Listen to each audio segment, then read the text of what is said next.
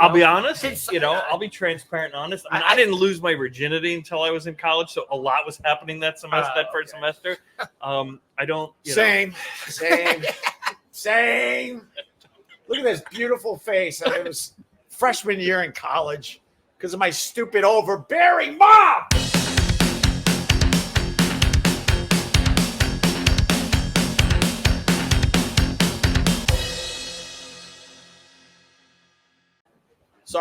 Sorry, Ron. We weren't allowed to date. My mom was scared we would get somebody pregnant, so we weren't really allowed to date. I didn't learn about masturbation. I learned about masturbation by accident. No one ever taught me. Like nothing. 3 weeks ago. No, dude. I was a virgin out of high school. Dude, I thought I broke it. I was like, you thought you broke it? Yeah. Well, the best part of discovering that talent, let's just say, I made up, was man, if you didn't throw all your baseball cards away the next day. Dude, all of a sudden your bike didn't matter, your baseball cards, my beer can collection. Opie, this is I got a dumpster and threw everything away. Opie, this is the truth. Like in Boston, like if you go like to a deli in the back, they'd always have the magazine rack. Oh yeah. And you had to be 18 or over to purchase. So I immediately started buying porno mags. You bought them? If you just waited a week and went out to the dumpster, they had to rip the covers off, but they would throw them away, allegedly. Well, yes. Yeah, you bought them. That's so stupid because one reason I had a paper route growing up was because everybody left their bundles of newspapers and magazines on the curb, and we would cut that stupid twine, and we would go through it, and every once in a while steal the mags. And we found gold. No, they left them on the curb for the garbage man. And then if that didn't work, why are they throwing them out? Because they'd finished with them. They finished it. Oh, you're talking about the people? Yes. I had I had a paper route, so as I'm delivering papers. Recycling started in the entire world on Long Island. I don't know if you're aware of that. Yeah, but it's covered in. Not everybody makes the pages thick. Some people were, I think, learned how to. Touching it. No, the story goes is like you're a germaphobe. When you have a paper route, you're seeing everything, and all of a sudden, next to the garbage cans would be a stack of magazines and old newspapers. I do remember and then you would kind of look and go, "Wait, there's a few magazines in here." And of course, you open it up and it's a People magazine or Sports Illustrated. But every once in a while, you would find effing gold. Now, gold. All right, so here's a hustler, or we go to our friend's house. And down here it ended with an R. I had a friend whose dad had the Playboy magazine at his bedside table, and they're great articles. And they actually are though. My stupid friend John at the time, he made the mistake of telling me, and we went and checked it out like you do, right? We're 14, 15, and then I'm like, all right, my whole job now is to grab one of these and put it in my sock, and I would find a way to get up there and grab one. And the father wasn't going to be like, who grabbed my fucking Playboy magazines, right? He still had plenty of them. And that was another way I got them. So now here's a question. Did you, as you were young and looking for magazines, was the entry point Cosmo? Oh, no. It was the bra. The Sears catalog? The bra advertisements. The Sears 100%. Catalog. Where they used the word bosom a lot. You know what I would do? The Sears Christmas catalogs. And remember back in the day, it'd be like that. Yeah. You could say, "Oh, I want it's this." Like a phone book. Yeah. But there'd always be the lingerie section, like the sexy Christmas lingerie. Oh yeah, that was yes, sir.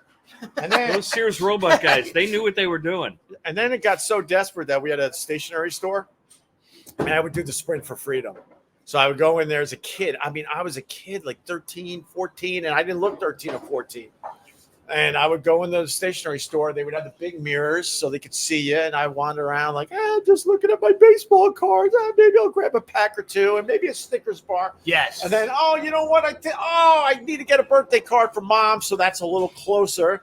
And now I'm at the magazine rack, the non-dirty, I guess is the only way to put it, over here. But you had to go all the way to the back of that aisle to the bad stuff.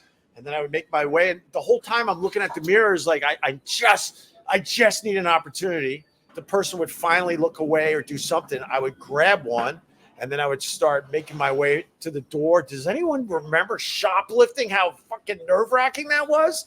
and you just want to get to the door, and you're like, oh, please, I just need to get to the door. I've been and, caught. and it took forever to get to the door, even though it was like a Nerve-wracking. 5-second walk. Nerve-wracking. And then you finally get outside, and then you're like, and Be then, cool, man. Be cool. Act cool. and then you're like a store away, and then you sprint. And then I would put it in the woods. I would bag it, because you get bad weather, and I would bag my magazine in the woods. This is the God's honest truth. Dig a little hole with some leaves, and then my magazine with a whole bunch of bags, and then I would put leaves on top of that, and then I would put dirt on top of that, buried treasure. and then I would put more leaves, so it looks like there was never a hole there, and a cat, and then I would have date night every once in a while. I would go up to the woods and grab my magazine and sneak it in the house. But then, because I'm one of 7, 8, 9 kids, so after date night, I called it date night, I would have to get the magazine out of the effing house and rebury it for next time. Yeah. Bless you. I'm now, when you're talking about burying it, I'm picturing the scene in Shawshank Redemption with Morgan Freeman with the note. Under the tree by the rope. Opie buried his treasure in the woods. It's pornography. And then my brother was on to me because he's like, why do you make these trips to the woods, you weirdo? And then one day I'm coming back and he's just giving me that look. He just knew. So you're doing it in the woods? No, I would sneak it in the house. Oh, you go to there. He hadn't progressed to outdoor date night yet. Oh, no, I did outdoor date night. All right. But then there were times, especially when the weather got cold, like it is here today in New York, now Takes longer. now Can you imagine walking through the woods and you see, like, you get caught, like, going like this? You get arrested now. It's a family, like, just taking a hike. well, we had a lot of woods behind us, and then it was like, the whole goal was to get in the house, and then somehow get it out of the house when you were done with it. So, Remember 900 numbers? oh yeah, wait, So- you did 900? No. This ties back to roommates, right? So I had a roommate out of college when I was working at the radio station in Boston. I had 2 roommates. I moved into this second floor of a Victorian house. So our apartment was the whole second floor, and my first room. I can't get over the rub. I could do this, right? I could spread my arms out and I could touch both walls. I was in like the crib room. The one guy, we'll call him Van, he was dating Sherry, the Coors Light girl. Oh wow! So one day we open up the phone. We get the phone bill at the end of the month, and it's $1,000. And like I'm the only one that would really call on. Well, he had family in Florida and I had family in New Jersey, but it wasn't $1,000 worth. And we look at the bill, and it's just a series of it's like $850 worth of 900 numbers. Oh my God! And we look at the times on them, and it's him. He's the only one who's home. And we're like, and you have this really, you have this hot girlfriend. Why are you doing this? I got a problem. I got a, and he didn't have the money. So Scotty and I covered his portion, loaned him the money to get it back. So then, like a week later, he gets into a horrible fight with his girlfriend, Sherry, the Coors Light girl, and because he can't afford to take her out to dinner or something because he's paying us back and all this. So he cooks up this lie to get out of it. He goes, listen, Robert's got this problem, and I drove the bus right over me, right? So she bangs on my door. It's like 2 a.m. We hear him fighting, right? Bangs on my door. She's like, all right, I need to know why you're such a sick fuck, what your problem is, and just lays into me. And he's standing behind me, and he's just like, do the cover for me. And I just lay it on really thick. I'm like, I know. I'm like Joey and Friends. I'm a horrible person. Wow, that's a good friend, right? Man. And then she just looks at me and she goes, there's just no fucking way. Saw right through it. She's like, there's no way. She goes, first of all, I know how you are with your girlfriend. You would not do this. Thank you. So yeah, he tried to drive, blame me for it. I attempted to take the hit. And then I would say 3 weeks after that, he doesn't show up for his air shift. And all of a sudden, we find out that he had skipped in the middle that, like, while he was supposed to be on the air, he skipped to WCMF in Rochester for a gig. for a gig. That's where I worked. That reminds me, I took the fall for my roommate once. It was like literally my best friend. We went to Geneseo, and we That's a school upstate run. Honest to but we God, went it to sounds high like school- salami. we went to high school together. We went to Geneseo. We were good friends. We roomed together. He falls in love with this woman, and he's a major pothead. And all of a sudden, she was very hoity-toity, like straight-laced, like church, everything. And all of a sudden, she's noticing that he's changing, and they're in love, and I think they even got engaged while they were in college. And all of a sudden, like she's like, "You're partying a lot, and you're smoking a lot of pot. What the hell's going on?" And she blamed me because he was a pothead. Opie, you're a bad influence. So I sort of took the hit, like, whatever, dude, and for whatever reason it worked, and they continued dating. Now you got to remember, we were really good friends, and then it comes down to he's getting married, and I'm thinking that I have the inside lane to be his best man. I'm gonna be his best man. Went to high school together. We've been really good friends. We were roommates. Took the hit because you're a stupid pothead. I wasn't a big pothead in college, actually. Took the hit for that. Took the hit for other things. Everything bad in this guy's life he blamed me. We were barely hanging out socially. So all of a sudden it's time to announce the best man. I'm not the best man. I'm like, all right, well, he does have other friends. That's fine. Hey, I'm going to be in the wedding party. Of course I'm going to be in the wedding party. Right? Turns out I wasn't the best man. I wasn't in the wedding party.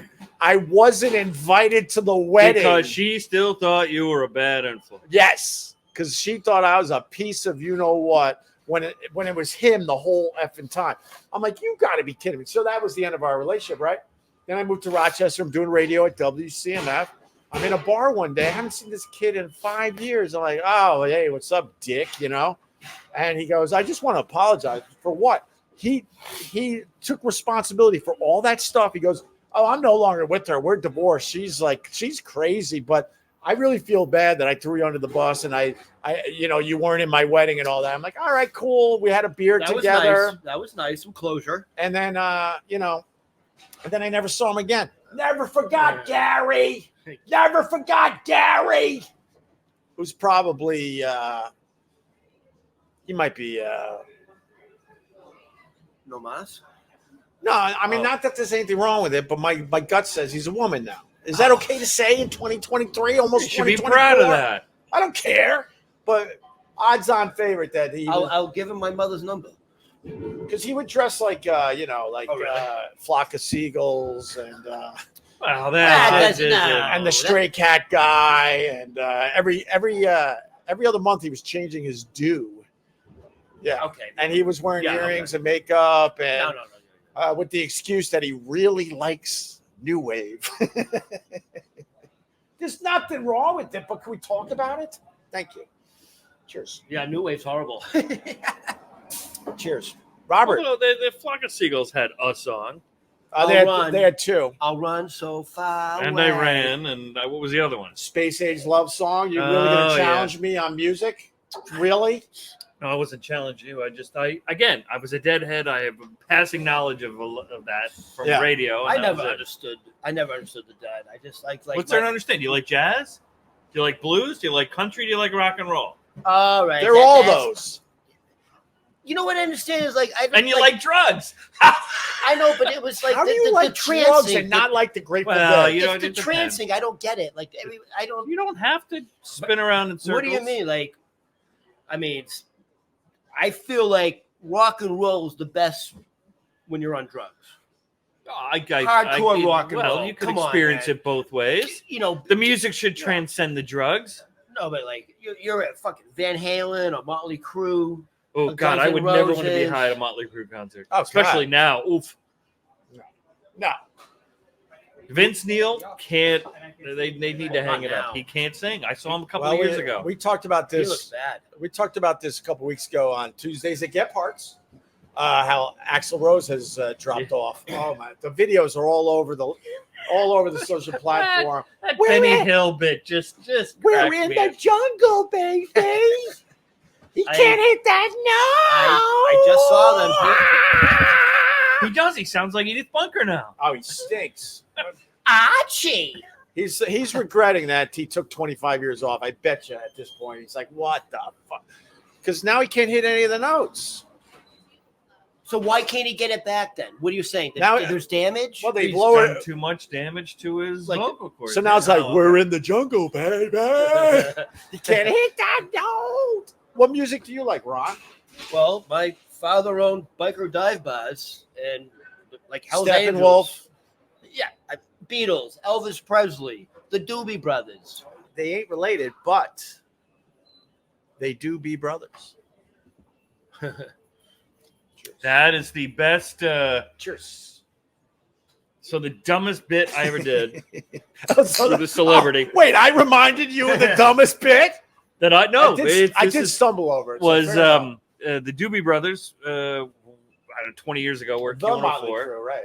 and they were sitting in the studio, and I thought I would be, hip and cool and pull a deep cut, and I walk in to shoot the interview, and I go, "Hey, which Doobie you be?" See, there was a show called What's Happening in the 70s, and that was what, right? Was a rerun. It was one of the guys. It was rerun. Because that was where he's bootlegging. It was rerun. This is one of the. This is such a great go-to It was bit, a bad but radio bit. it just ages everybody. So what's happening? It was all black people, Yeah. and they decided they wanted to bootleg a concert, but white America couldn't handle them bootlegging like a black artist, so they went to a Doobie Brothers concert. And Rerun was this large fella, and he wore an overcoat, and he had a reel-to-reel deck. Look it up, kids. He had a reel-to-reel deck strapped to his chest, and then he starts dancing to the music, and the tape player falls off of his chest. And then they realized that they were bootlegging the concert. They got a lot of trouble around the waiter.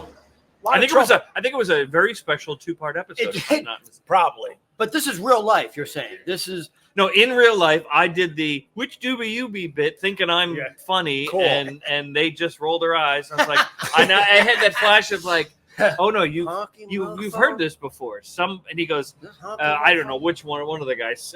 He was a senator, Skunk Baxter, I think, right, the bass player or guitar player. He goes, Oh, I don't remember. yeah. We thought we came to New York, we wouldn't hear those stupid small market radio jokes. Oh, And Bob Buckman goes, I don't know if that's, I mean, is it really a bad joke? So I realized if I was going to make Bob laugh back then, I had to run it through another filter. All right, let's. Bob, we love you. It was rerun. Okay. See, this is where we do need the people. See, yes. No, I said It's it a was group, rerun. Yes, you're right. It's a group effort, kids. where And then who was the sister of Raj? What was her name? Dee Dee. Dee Dee. She had some And then wasn't there a Dwayne Wade or Dwayne Wayne? something like that. But Yeah. there was The Raj. basketball guy. There was Raj. Yes. Raj was the brother. I really can't He was offer much. I'm from Boston. he was the that wasn't on the television in Boston. I Sure just it I don't know was. It's absolutely on WHDH. Stupid Boston. Opie, what's the waiter's name? Oh, sorry, JFK. Yeah, this is why we got to pay attention to the chat. This is my friend Ron, the waiter. Hi. Hello. He's been on a bunch of these Tuesdays at Gebhards. Yes. And if you're just joining us, it's Matt's birthday, and I wimped out and I didn't go up to his upstate house because I got a lot of responsibilities. I got to get ready for Thanksgiving. We're going to Philly. And to be quite honest, I didn't want to maybe trip. So you kind of didn't trust yourself a little bit? No, man. Really? No, man. Really? No, man. At this point? half my friends at this And knowing is half the battle. and half my friends at this point, I don't know about you guys, but they're all growing mushrooms in their closets. Dwayne, Raj, and Rerun. And don't forget Big Mama Mabel Yeah! King. That's right. All right. Thank you, Joe Rizzo. Cheers to the Cheers. Joe Rizzo. Cheers. I forgot about Big Mama Mabel King.